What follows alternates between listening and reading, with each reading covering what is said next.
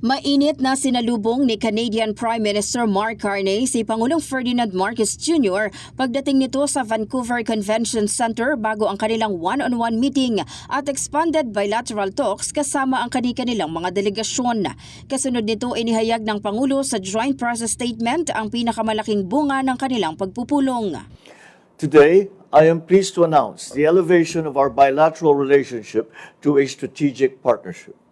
We have tasked our foreign ministers to draw up a plan of action to pursue our shared commitment to work together in adapting to shifting global realities, addressing shared challenges, and building capacities for future-ready partnership. We recognize that robust defense and security cooperation underpins the strong momentum of our relations.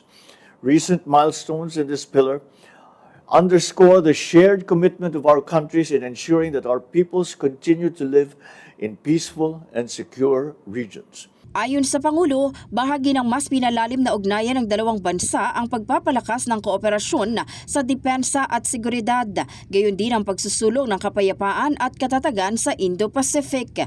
Nagpasalamat din si Pangulong Marcos sa patuloy na suporta ng Canada sa paninindigan ng Pilipinas sa West Philippine Sea at sa pagpapatupad ng UNCLOS at ng 2016 Arbitral Award.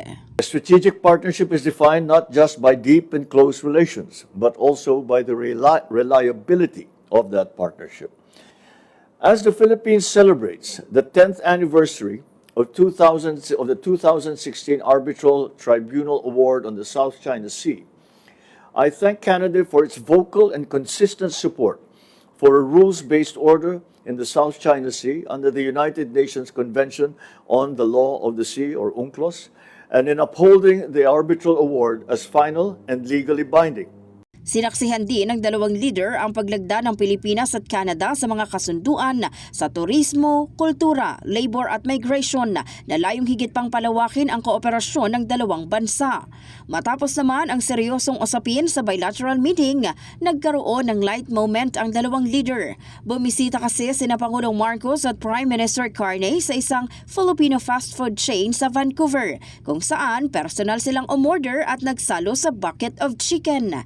Hindi rin pinalagpas ng Pangulo ang pagkakataong makipagkamustahan at makipagkwentuhan sa ilang Pilipinong naroon. Magpapatuloy pa ang official visit ng Pangulo sa Canada sa mga susunod na araw, kabilang ang pakikipagpulong sa mga negosyante at sa Filipino community. In the heart of changing lives, ako si Brigada Maricar Sargan na 105.1 Brigada News FM Manila, The Music and News Authority.